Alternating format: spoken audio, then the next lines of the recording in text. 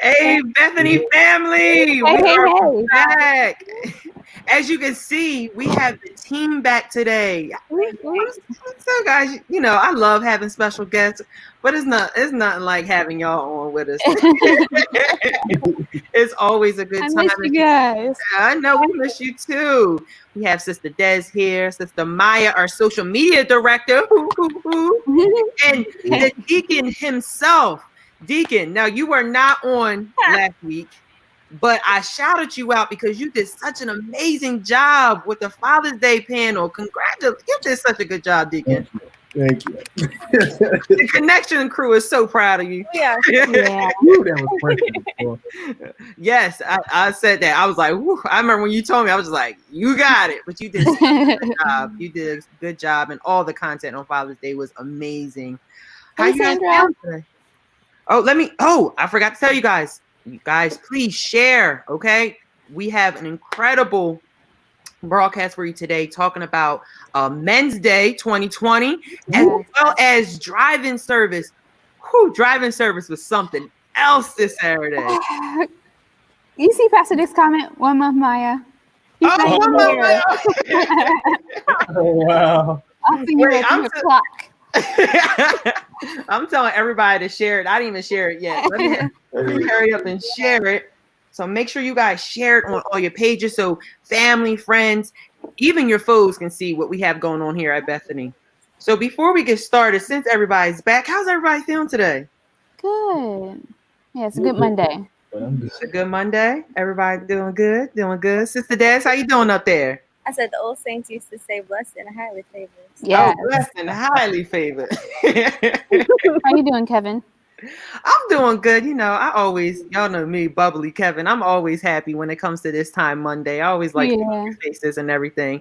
But so hold on. I just want to make sure I share everything. Joan says enjoying you all. We enjoy you too. Thank you so much for joining us today. Thank you for joining us. Yes. Thank you guys for joining us. And I also want to shout out to everyone that I see at the drive-in services that just how much they're loving the content. Shout out to you guys because you guys have been showing out the drive-in services. You guys have been streaming with us on all of our platforms. And it's because of you that we're this successful. So we try to give you the best content, but it's also because of you guys. So remember, share, stream, and also if you see us in the parking lot, say hi. Say honk. It's honk for Jesus. Yeah, honk for Jesus. Every time I walk past a car, someone's honking. So I'm like, are they honking for Jesus? So, but no, it's always a good time. So, guys, please share. And as we get into it, hopefully Pastor Ballers will be able to join us. He has some technical difficulties right now, but hopefully he can join us. All right. So let's get right into it. Right. We had just celebrated Men's Day 2020. Yeah. So good. So good. Shout out to all the men of Bethany and all the godly men across the world. Yesterday was your day, our day. We celebrated with an incredible word with a special speaker from Dr. Sean McMillan. Yeah. Yeah. He said, I'm not going to be in front of y'all too long, but he still delivered an amazing word. Yeah, right? really good. Yeah, so good. So he started in the book of Matthew, chapter 26, verse 34, and he titled this sermon, I Didn't Tell You Everything.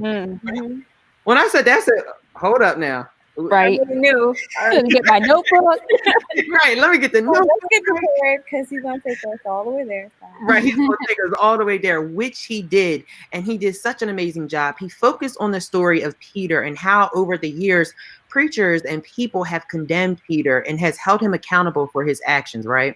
Yeah. To understand the passage, I'm going to call him Doc because I like calling people Doc. Doc said, to understand this passage, we have to stop looking at it in the perspective of Peter and look at it in through the eyes of God, right? Wow.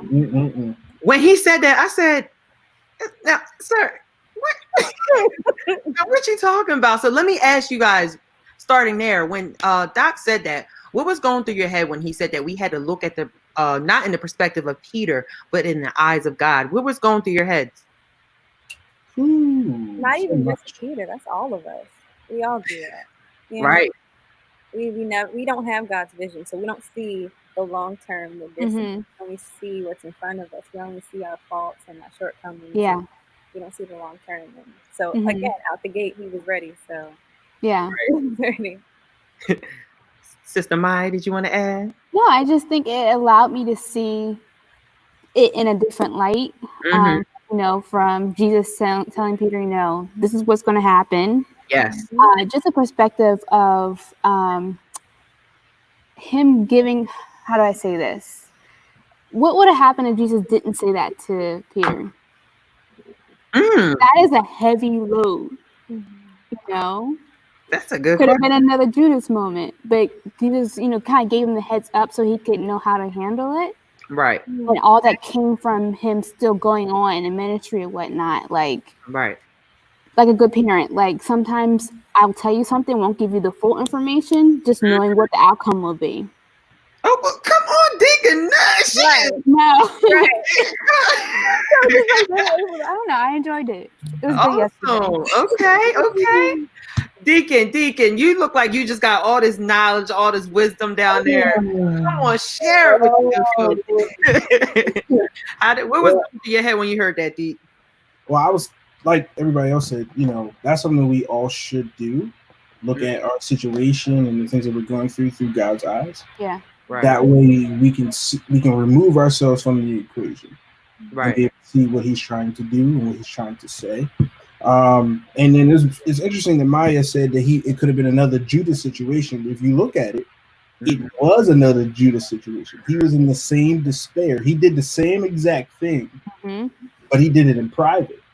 To the point where if he would have chosen to give into his grief, give into his despair and depression, he would have hung himself too.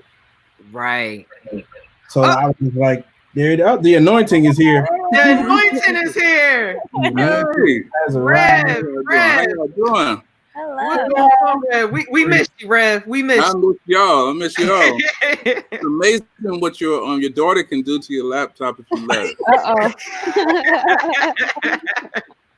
Well, we are happy that you were able to come on home and join us for the recap today. So, like I was just asking everyone, we got right into Dr. Sean McMillan's passage where he said, I didn't tell you. The title was, I didn't tell you everything. So I asked, you know, the fam here, you know, when he said to understand this passage, we have to stop looking in the perspective of Peter and see it through the eyes of God. So I started right there. What was going through your head when he said that? Yeah, he talked so much about perspective. It was amazing. His outlook on the whole situation, just his a way to, you know, look at Peter and his position and looking at his perspective and how he felt as a person to be able to put that on us and give us the understanding on what that looks like. And then to be a man in that position, to be somebody who's failed, but you fell up, different things that he used to kind of characterize that. It was tremendous how he was able just to take a character in the Bible, a person in the Bible, and speak on it and give us a living, like a different outlook on that and make us see from the eyes of him. Yes. Awesome. Yeah. Y'all came back swinging today. Y'all. So, Kevin, can I ask a question? What was your perspective on it? Yeah, that's a good question. Oh, my perspective, I you know,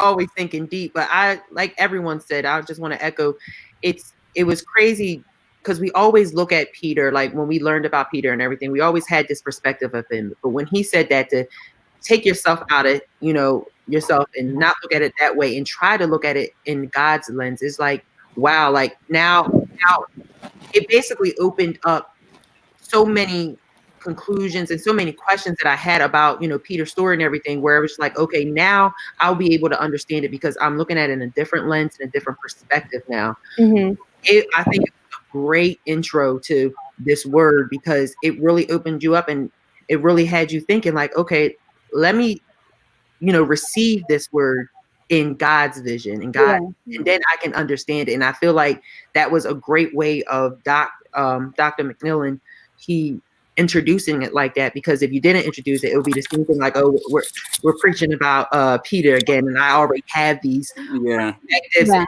about him and his story, right? So I think it was a great way of just giving us that time to say, all right, let me look at it in a different lens.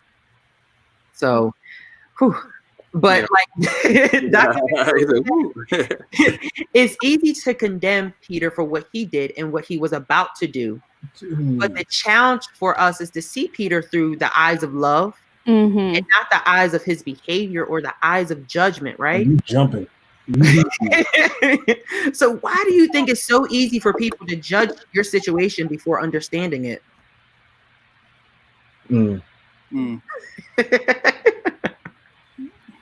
I love the blank stares. It always gets me. It always gets me. It's a nice question. Repeat that one more time. Why do you think it's so easy for people to judge your situation before understanding it? Well, by nature, we're already very judgmental. We're always looking for something to point the finger at, kind of to avoid our own issues.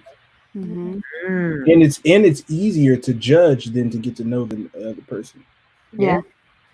So it's easier to be like, oh yeah, you know, you got big ears, but not understanding why that person has big ears. Having the conversation. Yeah, my dad had big ears. Right. So that's why I have big ears.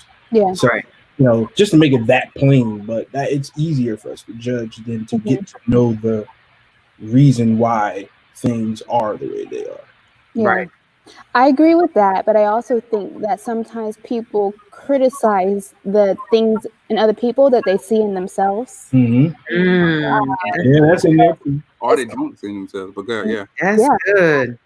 So I that's my answer. I think that people are hard on others in the things that they are hard on in themselves. I like that. That's good.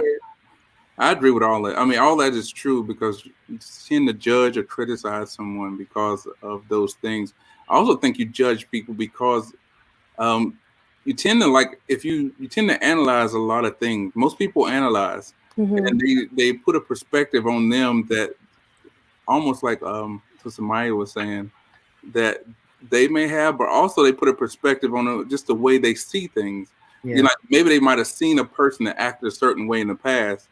And they see another person with some of those same characteristics and they put that on that person. So they judge that person without knowing their story. You automatically start to, you know, a lot of people like to people watch. You know, I people watch sometimes when I go to the mall.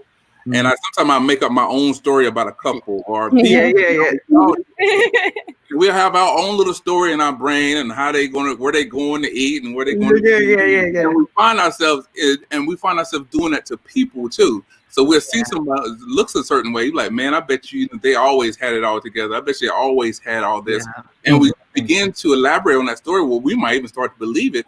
And we start judging them based on something that we don't even know. We don't know their story. We don't know anything about them. We might even criticize them. And we don't know anything about what they have or what happened in their life. And so we find ourselves sometimes, judging someone and not meaning to, or, not consciously meaning to, but you just find yourself talking until you judge this person and you believe that's the way they are until you find out their story. Right. Ooh. Yeah, I agree. I think that we're quick to judge people. We don't want to get to know people. Like that's not, well, not initially. Like Pastor Vaughter said, like what we might have, the preconceived notion of what people are, who they are, that might come from somebody else, Yeah, right. So I definitely agree with that point.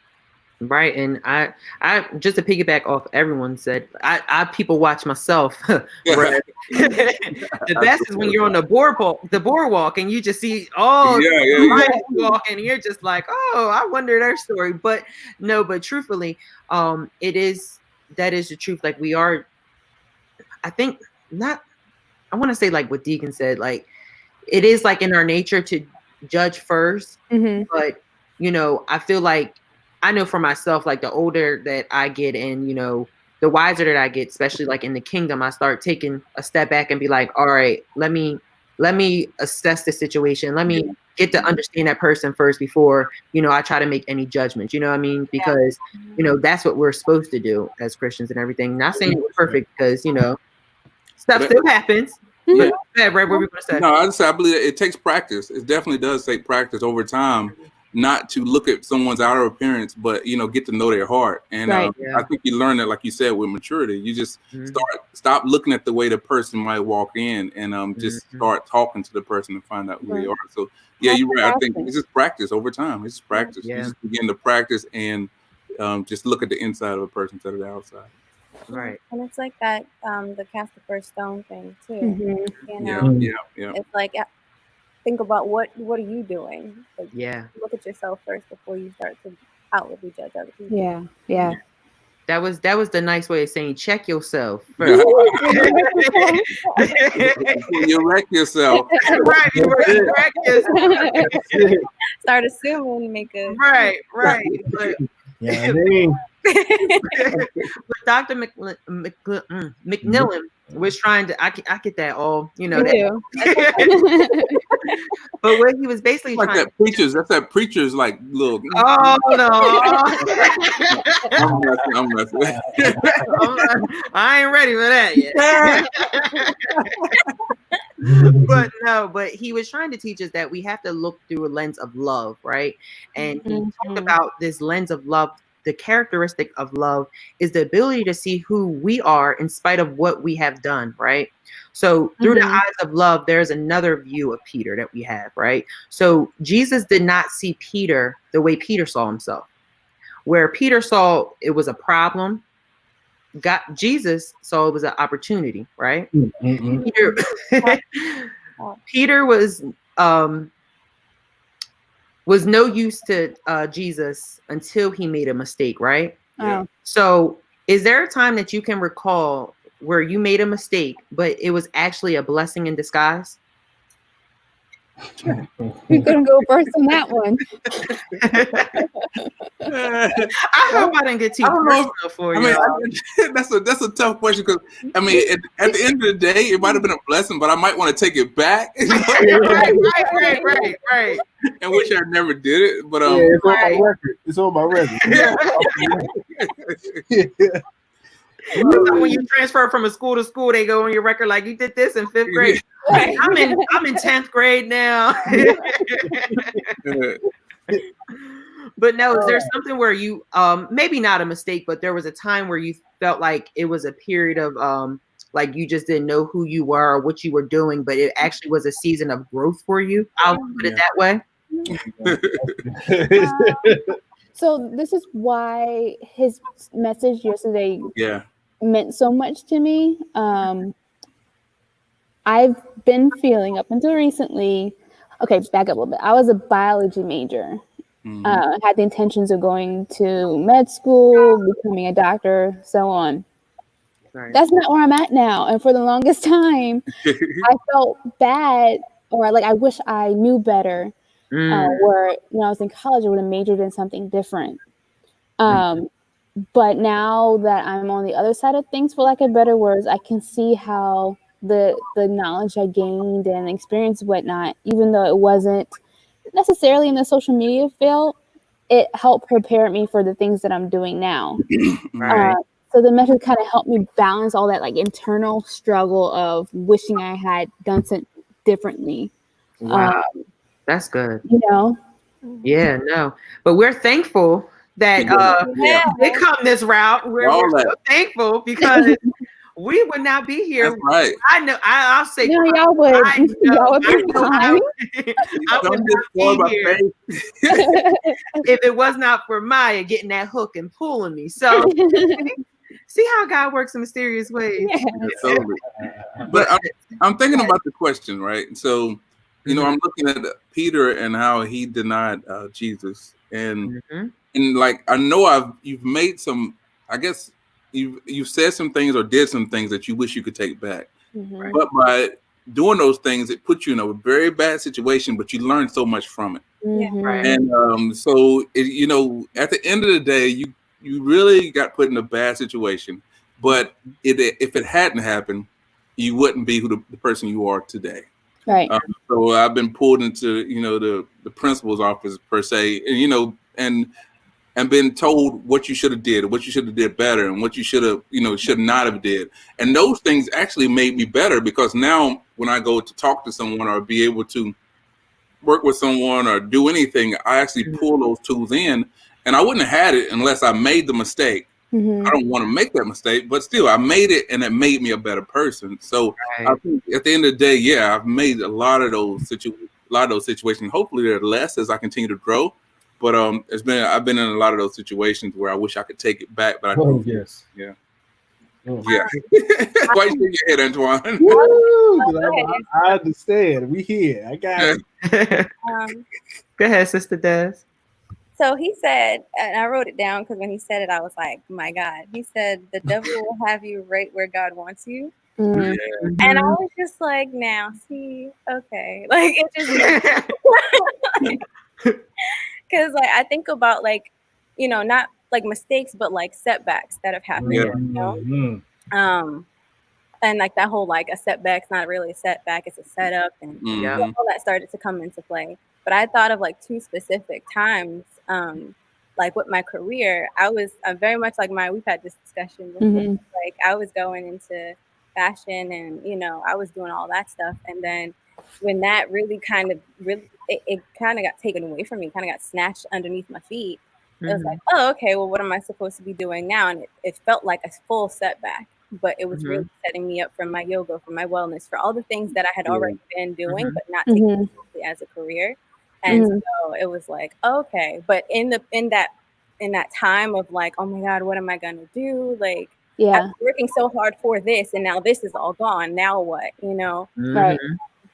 And then the second thing that I thought of like a situationship that I was unfortunately in, and and how like I wanted this person to work so bad. Like I was like, yes, you do this, like this could work.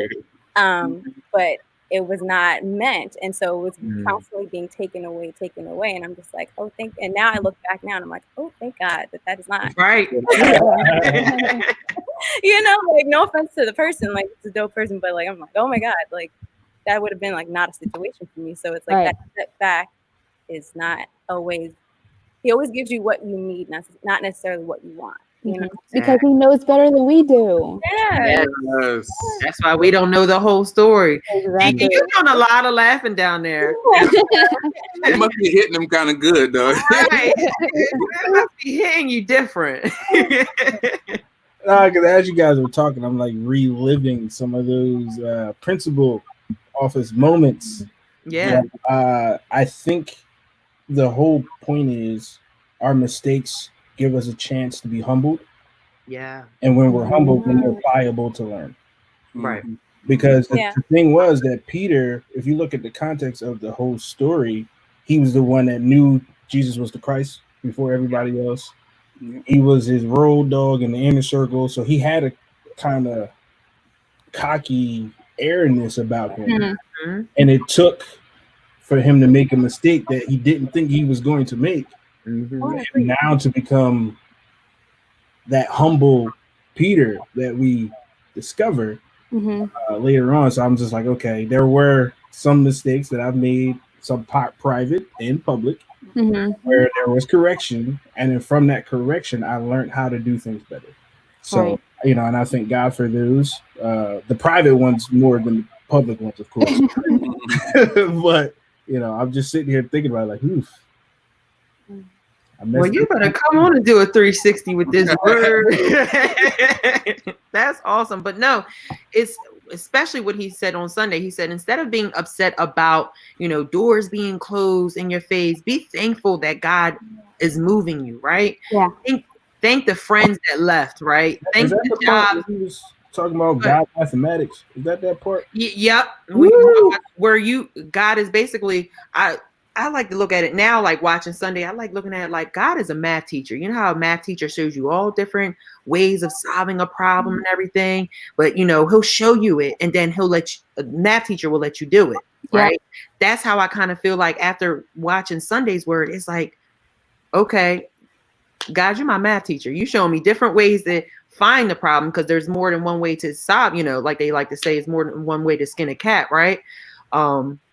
there's more than one way to figure out that problem and find a solution. So be thankful that those doors are closed, and be thankful that those friends are not there that, you know, we're not supposed to go on your journey with you. Thank God you're not at that same job that you thought that you were going to make a career out of. Like, just Maya and Sister Des as an example, you know, they thought they were going one way and it totally went another way. Now look at where they are. So I think it's that for me, the message was showing me that yes, we will make mistakes. Yes, we have setbacks, and yes, things happen. Seasons happen, but God has a reason for that, right? They always have a reason for the season, right? Oh, we have I'm having technical difficulties. Oh, there we go. We got a special guest. That's why she's able to do all that work. That's the reason why. It's two of us.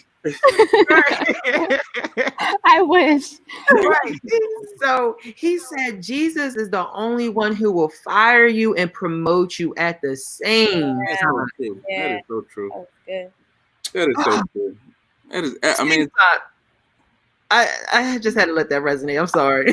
No, I'm just in agreement. It happens. There's nothing else to say. You know what I mean? When he said that, I was just like, Right. And then on top of that, he said, don't ever let anyone make you feel different because of your mistakes. Yes. And I think that that's so true, especially just as you evolve in the kingdom and you're learning more about yourself, what ministries you want to go to, you're finding your church home, making sure you're watching the right people to pray over and stuff like that. You're growing, you're evolving. So you can't let no one take you back to where you used to be. That's your past. Your past for a reason, right? So do you believe that this is why it's important to know your identity in the kingdom? Because, some people will discourage you. You may try a new ministry out, maybe somebody on a ministry that may say something to you. You're like, oh, I don't like that ministry no more. Or, you may say you're on the social media team and you feel like, oh, I don't have the presence or the appearance when there's no presence or appearance for social media. You know what I mean? So this is why it's important to know your kingdom assignment and your identity in the kingdom. Yeah, because identity allows you to filter what's for you, what's not for you, who's for you, who's not for you. It kind of directs you to where to go, where not to go, and then how far you should go. Right. Because sometimes, when we don't know ourselves, we try to push into an arena that we are not meant to go into. So I think, that's key, to part of this discussion is identity. Yeah. Anybody else want to comment on that? Yeah. Well, I will say, what really, go ahead. You want to say? I'll go ahead and talk about identity. I mean, I think, almost like Deacon was saying, identity is very important. Knowing who you are and what you stand for makes it easier, or a lot easier, when you're in ministry or even in the corporate world environments where you work at. Not knowing who you are puts you in this situation almost like Peter did when he denied Jesus. He was sitting there and didn't truly know where he stood anymore because of the situation, the pressure that was on him. So even they always say, pressure moments show character. In those tight situations where you see your character shown, and at that moment he saw where he really stood, and probably despised that person if he went back and looked at him. But at that moment he said what he said, and because he didn't truly know his identity at that time. But then later on we see in the Bible where he knows exactly who he is and how God, what Jesus did for him, and how he was able to stand strong and be able to carry the ministry on. Yeah. Right. I receive it. But something that really stuck out to me is when he said, you cannot expect the people in your life to be perfect. Mistakes people make are not opportunities to condemn them, but rather they become the measure by which we may understand them deeper and move them closer to what God wants them to be. So it just we always talk about it in church. Bishop always talked about it, how God will use you to help someone else, right? Especially the people that are connected to you. So I think it's very important, especially, just in the church and everything, to, have that deeper understanding with people, because there's a reason why no one comes to church perfect, right? We all come with baggage. We all come with problems, all come with mistakes. So I feel like this message was a great way of just showing us how to change that lens that we have sometimes when it comes to accepting new people or getting to know people and just communicating, because I always say that you learn through conversations. When you communicate with people, you gain knowledge through that. So how do you guys feel about that when he said, like, you can't expect people to be perfect, so you got to work with that? You definitely have to give people grace. I think that's one thing that's big. Like, give people grace and that same mercy that God gives us. Like, give them that like first. Right. Give them time to redeem themselves. Give them time to make changes. Right. Awesome. Well, what do you think and I'm gonna say something like, do you think it matters what type of mistake they make? I will say I don't think it matters, because I always say no sin is greater than the next. Yeah. Okay. So whether you cheated on a test or robbed a bank, it's still a mistake. Sin is sin and mistake is mistake. So I don't think it did. Now my whole thing is, let's say there's someone that is someone that's in church and they made a mistake, and okay, you come to church and everything consistently. Now if you are doing everything the opposite, it's like, all right, now, like, it's because it's kind of a relationship, it's a partnership. Like, you have to sacrifice some things, you have to change some things about yourself as you continue to grow in the kingdom. You know what I mean? Like, when you get closer to God and you get more in depth with ministry, certain things should change, which is why they stay in your past. So I don't think no sin is greater than the next, or no mistake. That do you put them back? Do you put them back in the same position again? So, say for instance, with we're in the youth ministry, and I'm working with ice cream stand, and I steal some ice cream one day, and I get caught, and I get in trouble, and you forgive me, Pastor might forgive me. Do you allow me the next week to go back and be right behind the ice cream stand again? No. I don't think. Oh, I'm sorry to cut you off. No, it was baby steps. We gotta, I mean, guys, I would take baby steps with you to answer the question. Go ahead, Sister. No, I was gonna say, because the whole story that this whole message is based off of was the fact that he betrayed God, he betrayed Jesus, and then was redeemed, and then given greater. So, like, if you don't give them the opportunity to prove themselves, how can they get to a high position? Right. No, that's right. And I was going to say, I wouldn't put him if we're using Reverend Varda's example, I'm not going to put you right back in the opportunity where you can be tempted to steal ice cream again. Okay. Because the issue is there's something going on that provoked you to get the ice cream. So now I'll make sure you're still in the same area, right? But we got to have conversations to have the redemption part. I can trust you back in that same spot. Because that's the same thing. If you read if you read John, I don't even know why I'm there, but if you read John, Jesus comes back and restores Peter. He asks him 3 times, "Do you love me? Do this. Do you love me? Do this. And then you love me? Do that." That was Peter's restoration, but it took time for that restoration. That's it. He didn't do it right away. It took him, a few days after resurrection to be restored.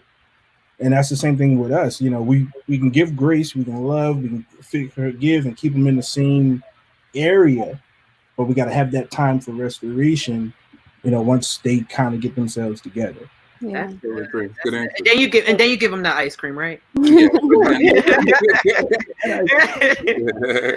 Well, guys, I want to encourage you guys that are watching. If you did not watch the Men's Day service, please go back and stream it. It was good. It was so good. It was so good. This is just a little bit of the recap, but it's so much more when you watch it. It's in depth. It's so good. So I encourage you guys to go back and stream it. Right. Yes. So, also, I was gonna say the trio in the beginning with Pastor Lonnie. Oh yes, yes. Yeah. They called them the Save Brothers. What was it? They were called Save Brothers or Save? Yeah, the Save Brothers. The Save Brothers. Oh, they were amazing. It was so good. It was so good. I love the song. I didn't even heard that. I never heard that song. I got the song. I'll send it to you later. I got it. I had to add it. How's it go, Antoine? I know you can sing it for us. Show yourself mighty. Show yourself strong. That's it. Okay. Hey.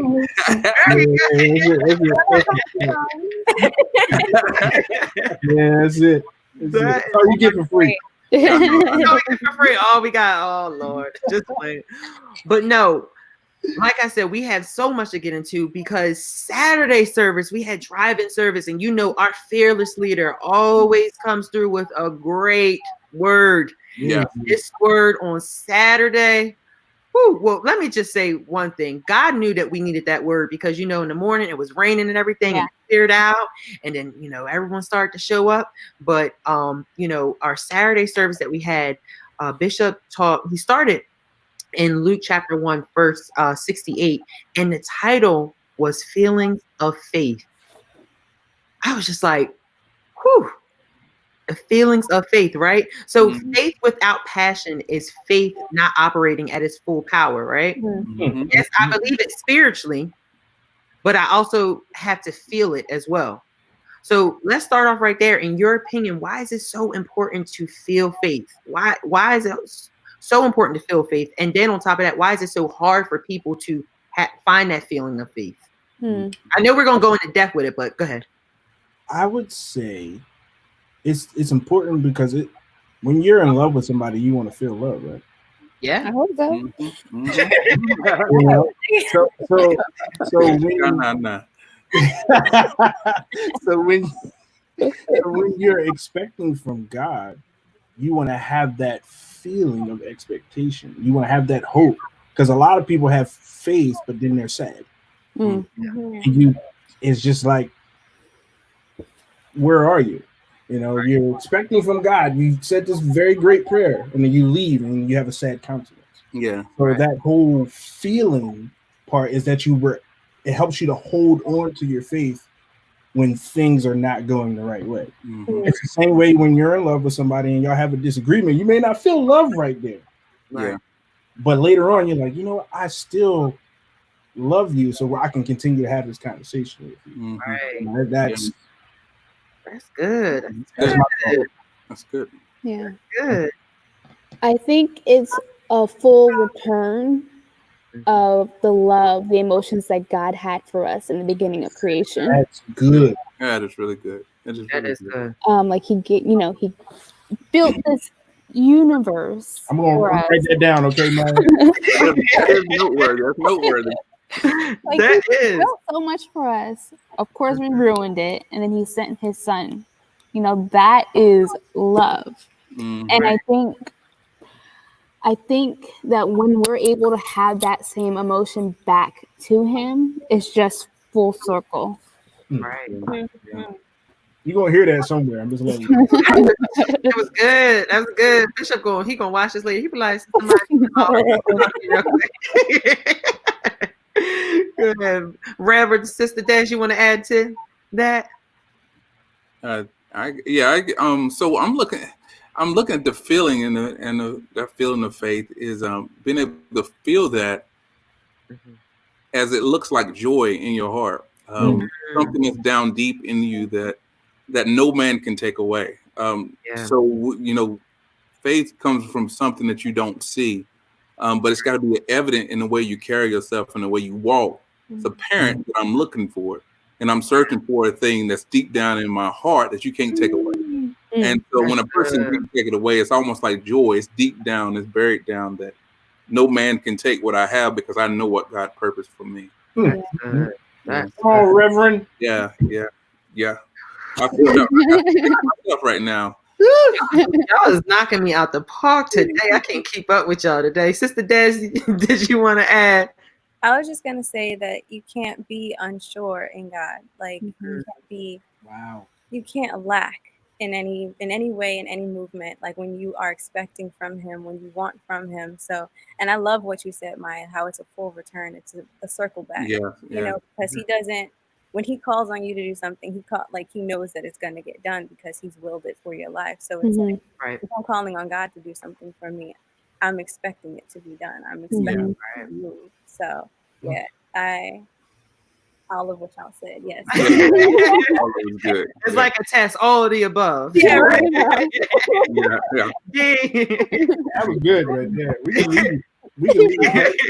The mic drop.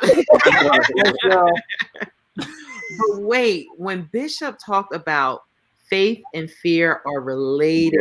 Yeah. Woo! Yeah. Fear is faith in the wrong thing, right? My bishop. That's my bishop. That's Bishop. He brought it. He always brings it, but this Saturday it was. He said fear is inconsistent, unreliable, and often situational emotion. Right.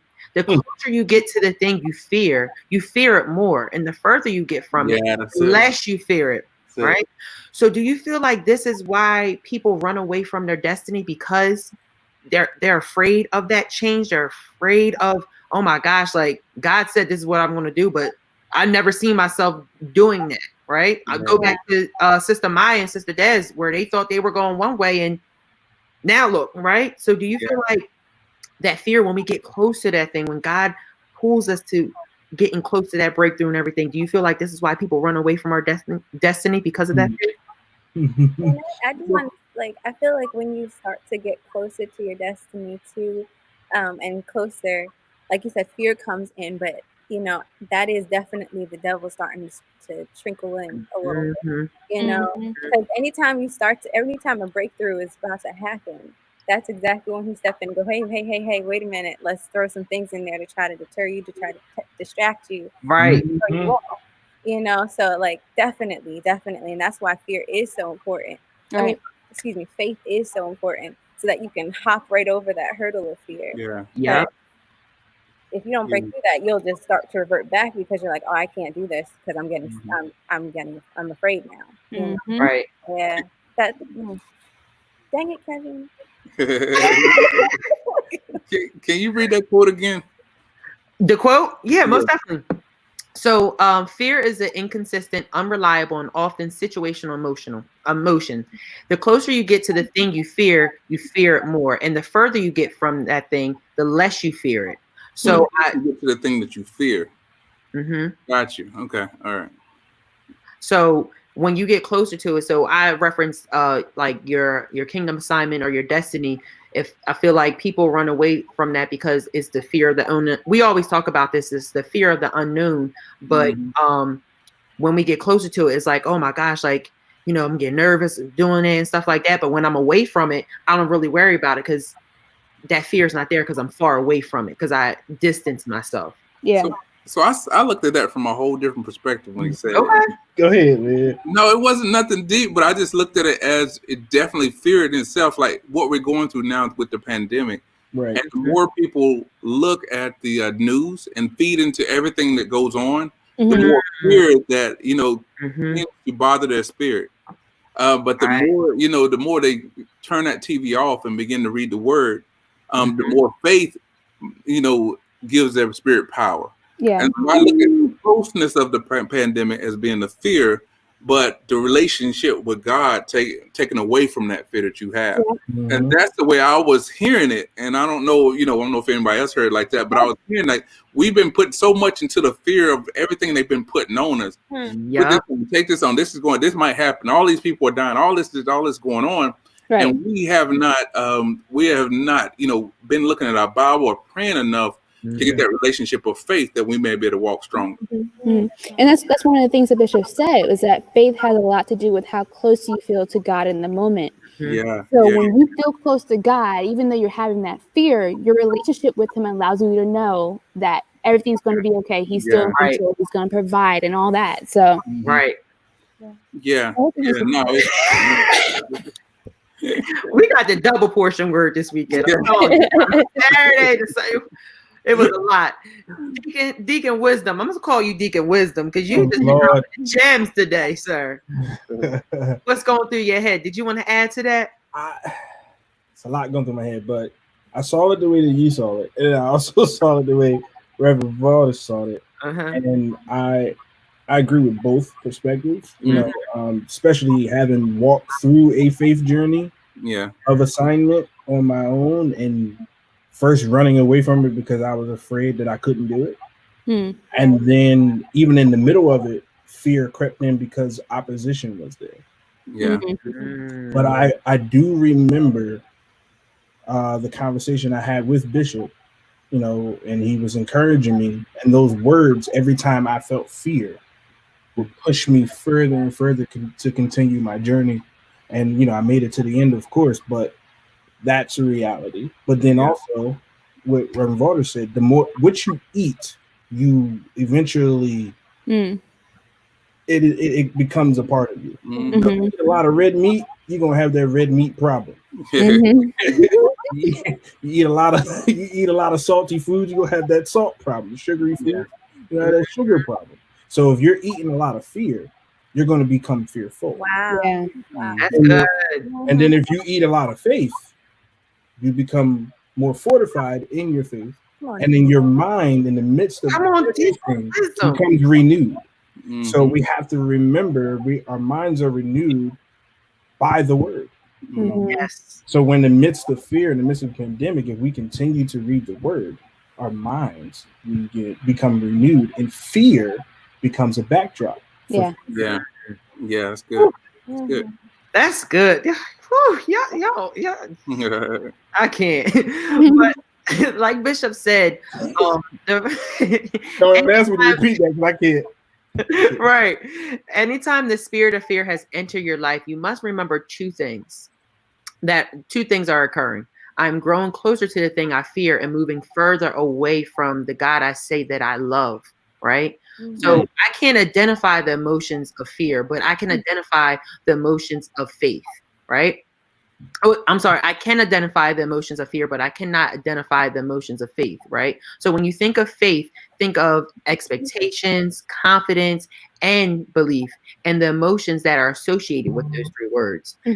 Those three words essentially is another name for faith, right? So I did ask this question last week with our special guest, but I am going to ask you guys the same question, kind of a different spin to it though. So we talked about the importance of expectations, confidence, and belief last week, and Bishop continued it in this weekend. So which one out of the three words, which one really stands out to you? I'll use, for example, expectations. Just at work, I always use that word just for my students and everything, because in the beginning of the school year, we have to establish expectations for them to be great throughout the year. So that word expectation really resonates with me because I relate it to my job as well as myself, because as much as I'm setting expectations for them, I'm setting expectations for myself. So I have to have that faith that those expectations that I set in the beginning of the year, that it's going to come to pass by the end of the year, right? So that's just an example. So out of those three words, or if all those three words stand out to you, how do those three words, because I think those three words in general, expectation, confidence, and belief, they go hand in hand. So what are your thoughts about that?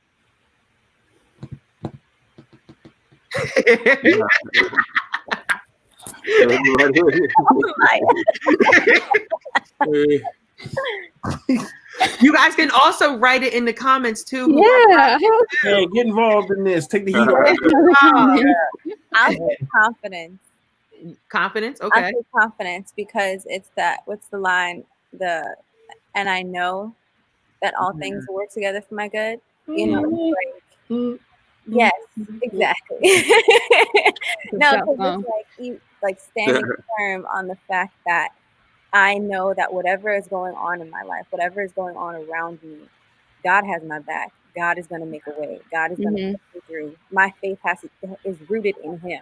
No matter what whatever emotion of fear is trying to come and attack me, my confidence in God, my confidence in knowing that He is going to show up, my confidence in knowing that He is present always, even when I feel alone, even when I'm like, there's no one listening, there's no one caring, He is there. Being confident in him and in his word is what I hold on to and what really allows me to pour my faith into him. Yeah, that's cool.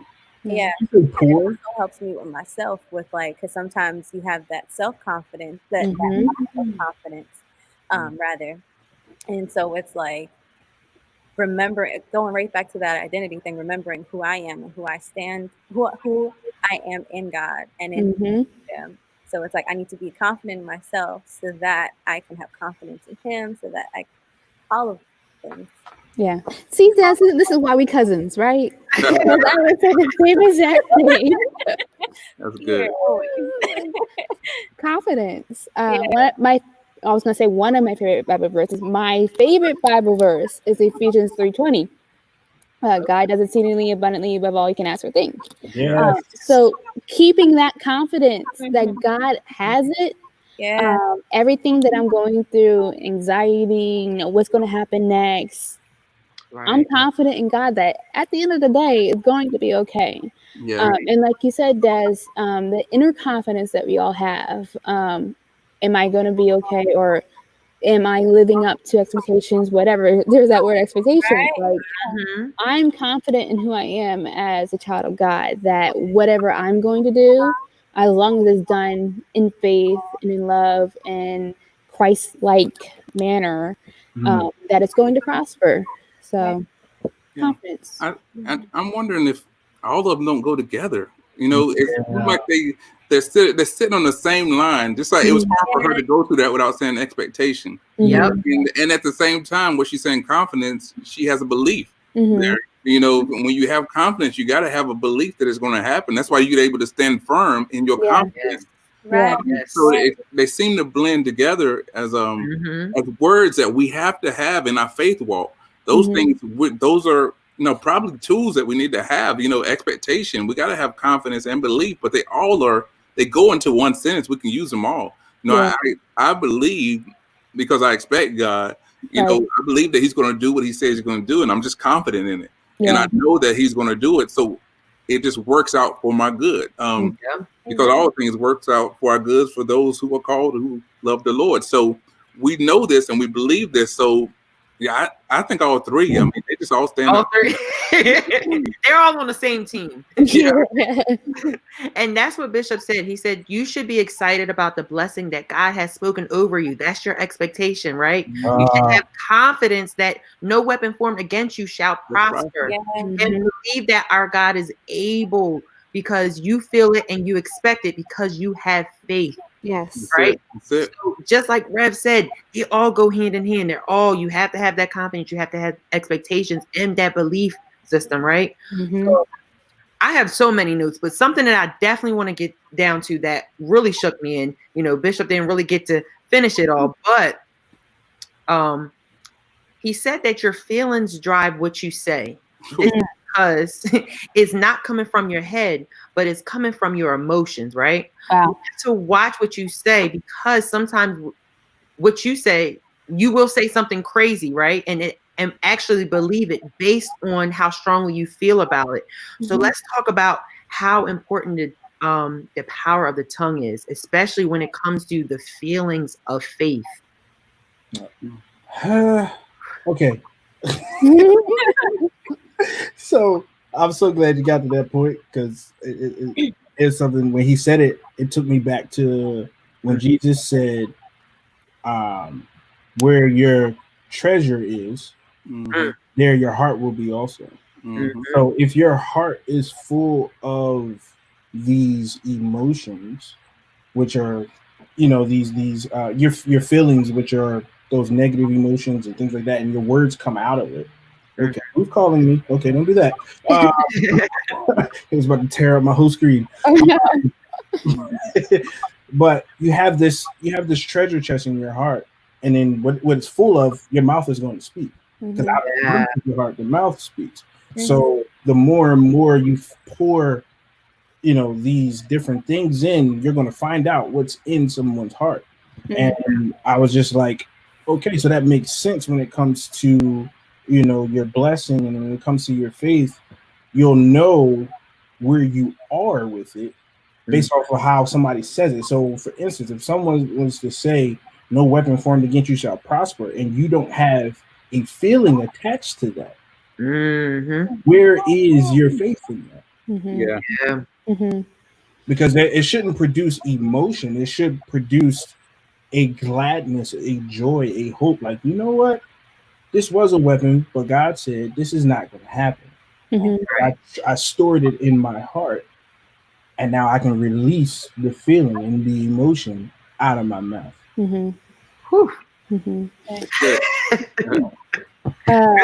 Another thing that he said too was that what you say to yourself sows seeds into your mind, into your heart, that has like a generational impact. It reaped in the generations after you. So I think it's so important that you speak words of faith, prosperity, whatever, because there are people generations from now that are going to be reaping those words. That's good. Right. So good. And it brings me, because I always, my mom always taught me this, like, watch when it comes to, moving in the kingdom, finding that church home and finding a leader, make sure you watch who's praying over you too.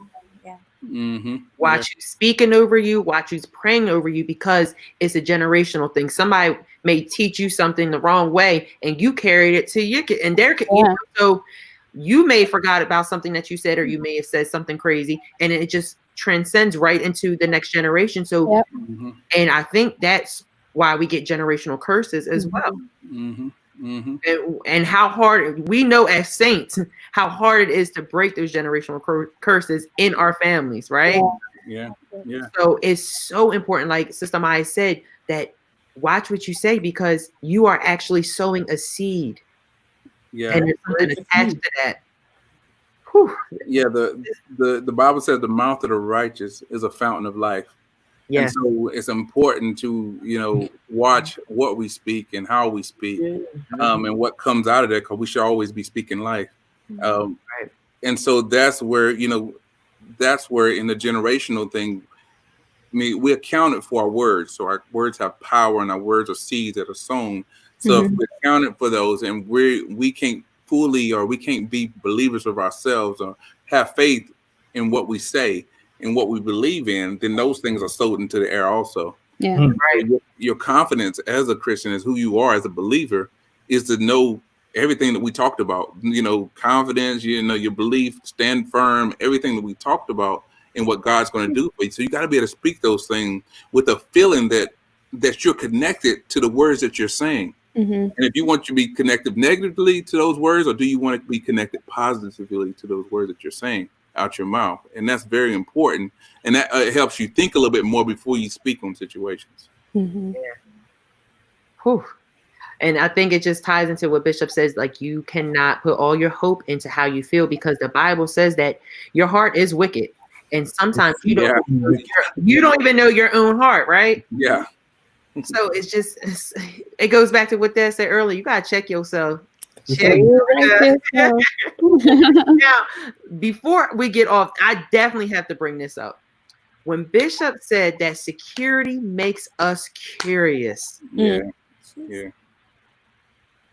Oh, when you have a secure life, you start to wonder how other people are living, right? Our problem is what God has promised us makes us curious for something else, which is listening to the wrong voices, right? Bishop said that watch the conversations you have, because all the enemy has to do is has to engage you into a conversation. Look at Adam and Eve, right?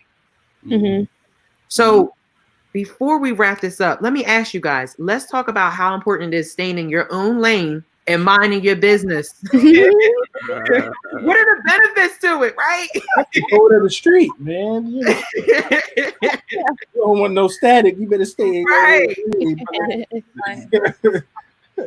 But how important is that, especially in the kingdom, as you know, you're in church and trying to get yourself right, how important it is to enjoy your secure life and enjoy what God has blessed you with, and not worrying about what the next person's doing.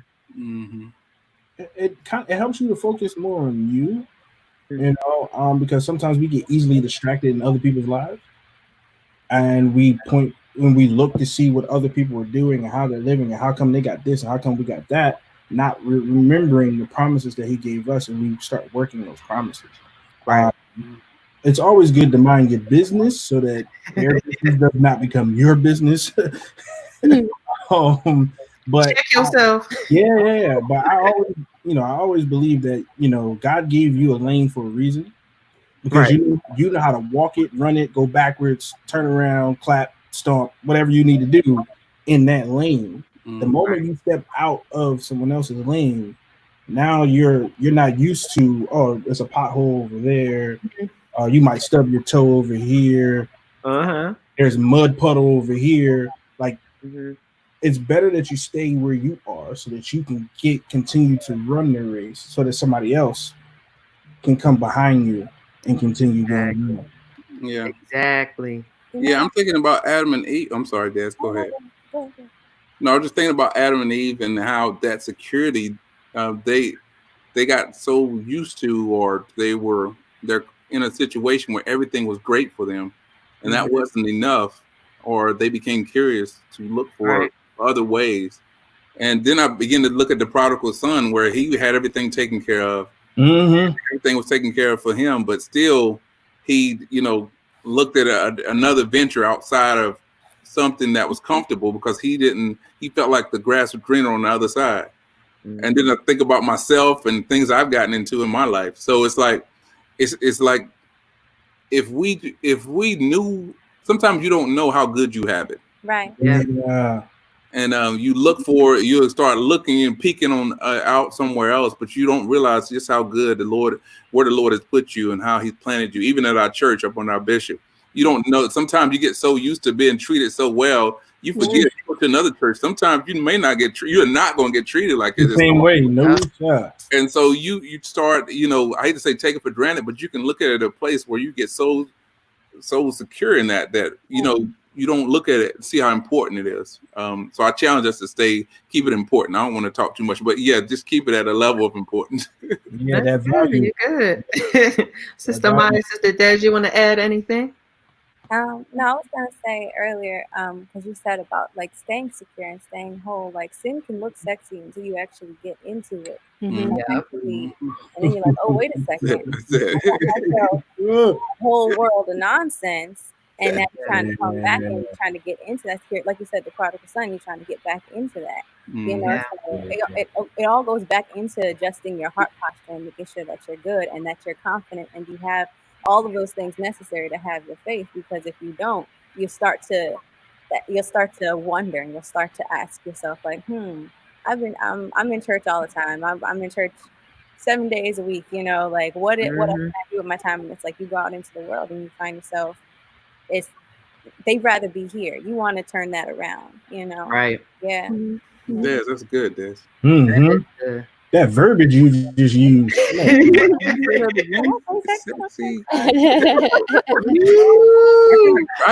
get to write it down, but that was